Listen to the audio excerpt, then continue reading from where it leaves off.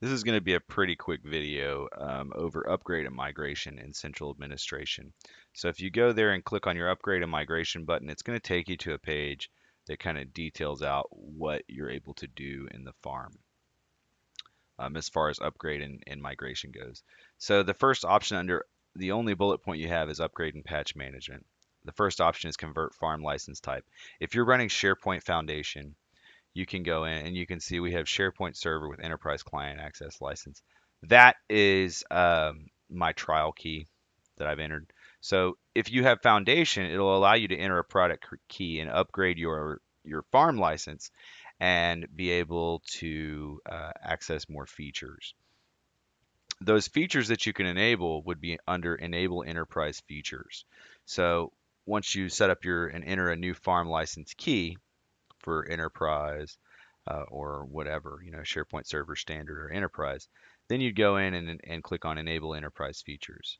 So that's all there is to that. Let's go back here. Enable features on existing sites. This is obviously pretty self-explanatory. If you upgrade your farm license, you can go in and enable those farm features on existing sites. So you select the site and then choose which feature to enable. So enable all sites in the installation to use the following set of features. There you go. Okay. Check product and patch installation status. So if you're installing a patch, this is sort of like viewing the backup job. History, you can see what has been applied and what the install status of those are. Review database status. This allows you to look and see what state your database is in as far as the upgrade goes. So there are some changes that are made to the database, and this will tell you if there's any action required on any of the databases on your database server. As you can see, I've said this many times and I'm going to keep saying it. If you have the option to name your database in SharePoint, do so.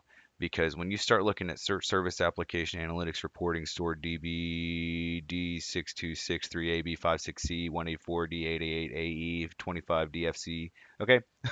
When you have to deal with that for all of these, if your DBA is looking at these, they're not going to know which way is up when it comes to what do we need, what do we not need. When you go to migrate, what you're going to need to do is say, I just need WSS content.